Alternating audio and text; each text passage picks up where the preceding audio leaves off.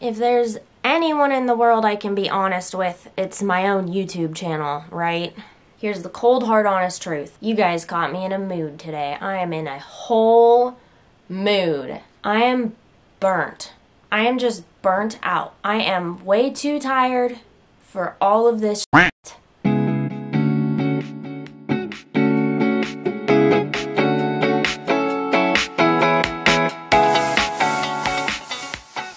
To put this into context for you, last night I had my follow-up with my surgeon, and we planned to do patches number 5 and 6. What are we on now?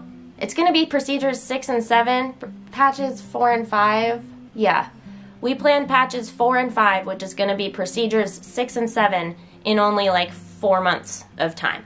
And he's on the wrong side of the country. So I'm flying back and forth and getting these procedures. And last night, we planned 2 more, booked it, and then I filmed a video for you guys. And I was like, all normal, myself. Hey, we're gonna go get patched. Like, I don't know, maybe it hadn't hit me yet or something, but I woke up this morning like, really, flights are booked again? I'm making travel arrangements again? I'm taking my whole family again, and we're gonna be there 3 weeks for 2 appointments, and I'm just burnt out. I'm here trying to do my normal day-to-day stuff, just trying to take care of the 2 kids, and I'm too tired. I'm too tired to keep going through these things. So today I just wanted to talk about chronic illness and the feeling of being burnt out. And I wanted to show you guys that I am human. There are more than 3 sides to me. The 3 sides that you guys see. Filming Jen, migraine Jen, and sobbing Jen. I do get grumpy. Today I'm just like, oh, I'm grumpy.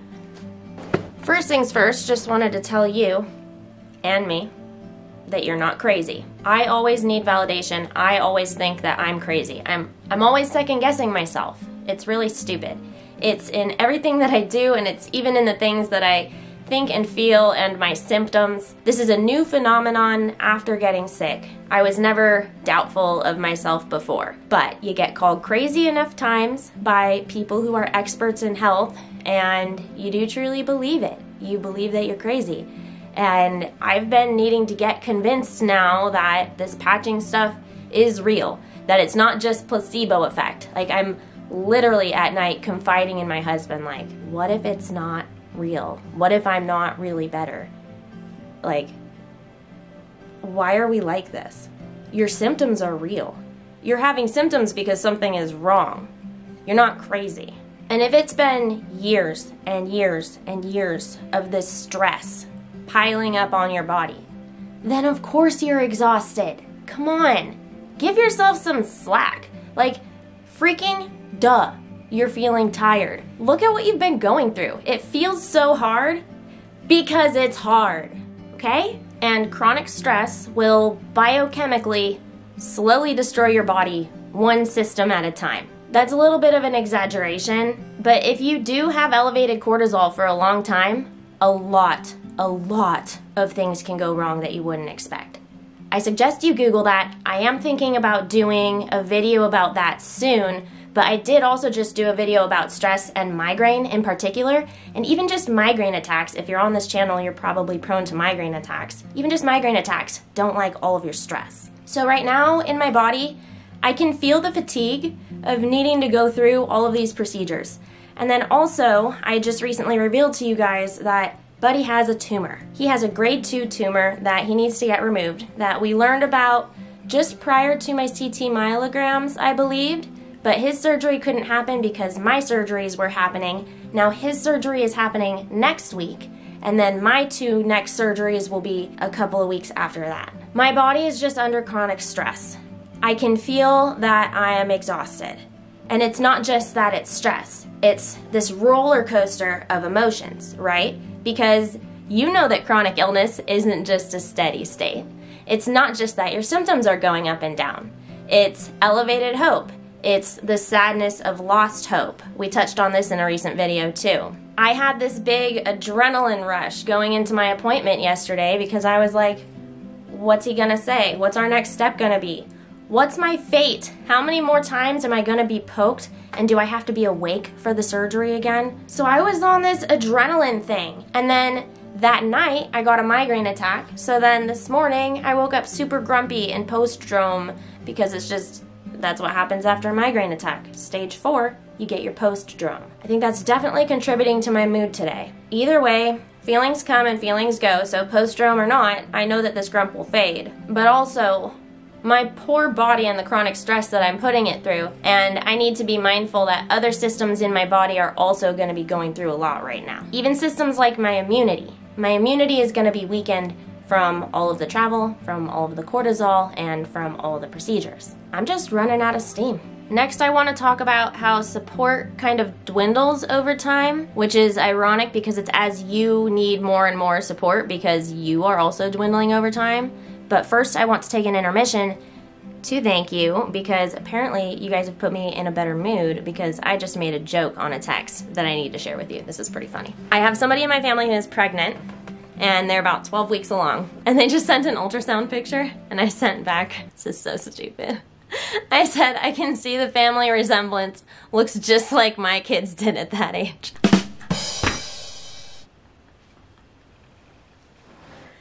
You can tell I'm tired because you have to be truly delusional to laugh this hard at that mediocre of a joke. Yeah, it's good, right? It's good. It's good.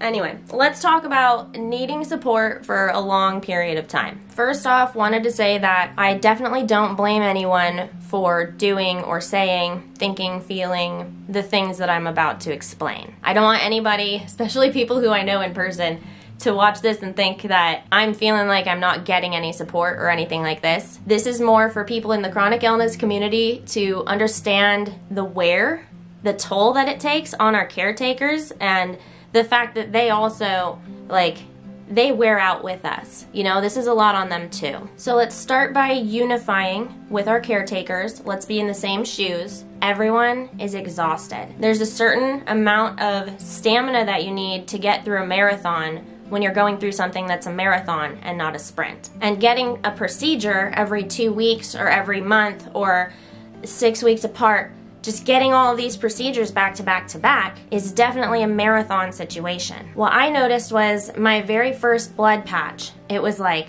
wow, Jen, you're so brave, you've got this. It was this outpouring of support because it was the first procedure that I was getting for symptoms that I've been having for a really long time, and everyone was just so stoked.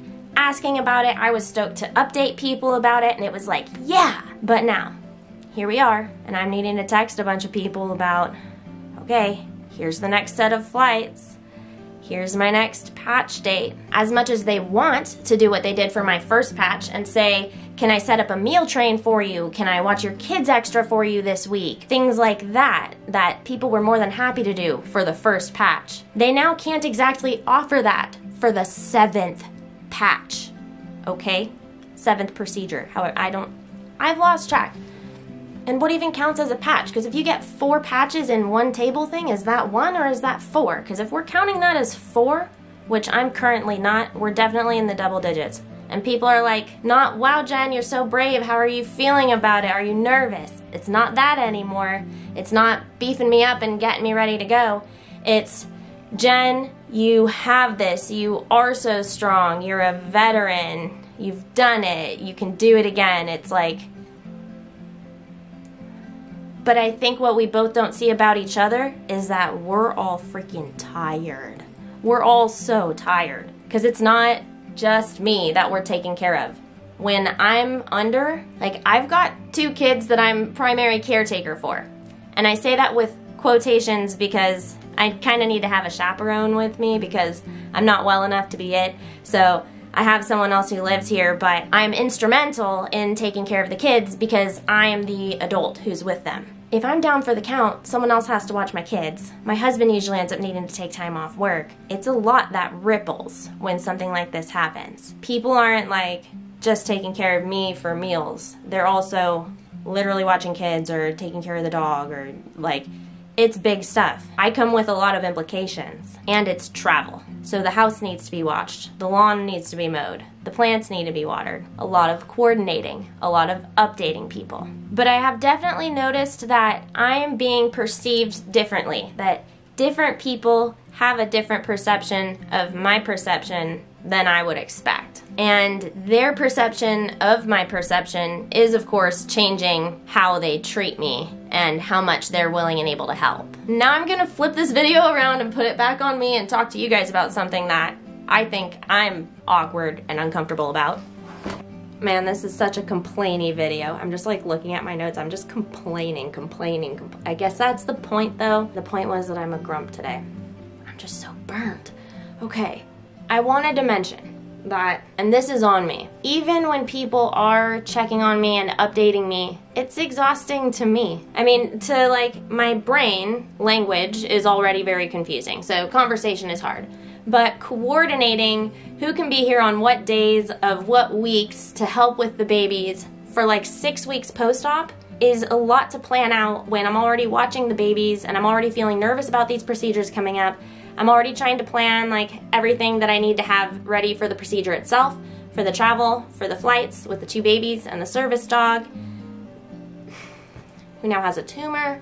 Coordinating all of that is exhausting.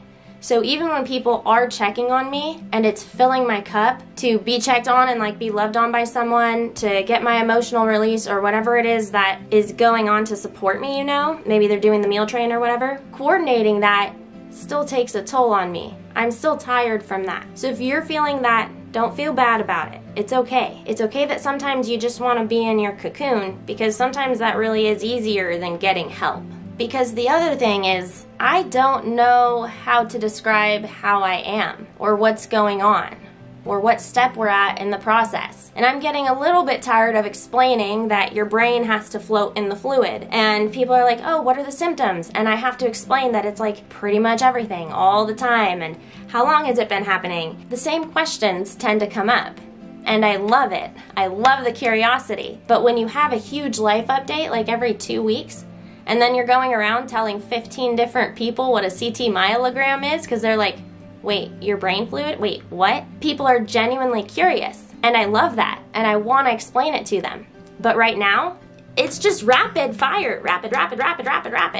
I just got 4 procedures last month, and now we're doing 2 more next month, and Buddy's procedure. So I just feel like I'm a broken record, constantly talking about the hardships that are going on in my life.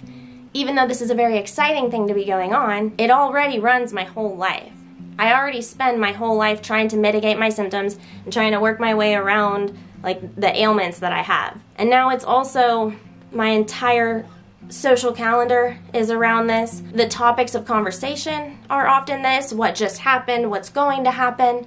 I don't know where I left anyone off. I'm confused about who I've left off on. It's a lot for a migraine brain. It's just a lot. And if you're feeling that, if you're feeling the weight of a lot of stuff on you right now, that makes sense.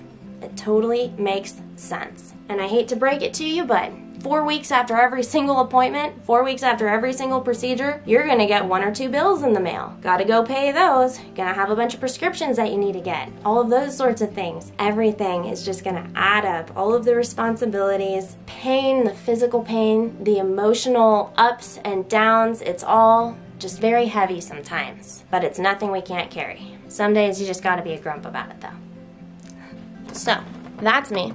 I'm absolutely stressed TF out. My good friend invited me to a comedy show tonight, so we're gonna go to that. Hoping that'll kind of loosen me up a little bit. Let's laugh. I'm not gonna have the babies, and it's just gonna be 2 gens laughing our butts off, and it's gonna be great. So, here's my plan to try to get in the mood before that. Plan 1 was vent. Vent why I was feeling all of these things so that I could feel a little bit lighter physically, and I have accomplished that. So once again, thank you very much for being my shoulder so often. Nobody gets this stuff like you do, obviously. Next thing I'm gonna do, I'm gonna go take a shower, take care of all this, put on some makeup, hopefully have enough time to spend a little bit of time in the Word, get my mind straight, soften my heart, so that I can go to the comedy show just feeling refreshed. Can't wait to just like water just, oh, oof. Because guys, actually, after my targeted patching, I can take showers like pretty easily. Huh?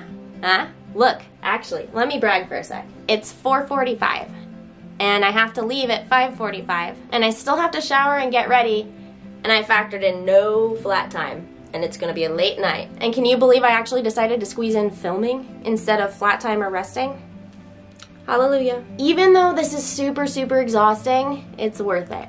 Don't ever question for a second. I know it's worth it. And it's actually nothing to complain about. We're very blessed that we can go through these hardships, but they're hard. Okay, love you. Goodbye. Shower time.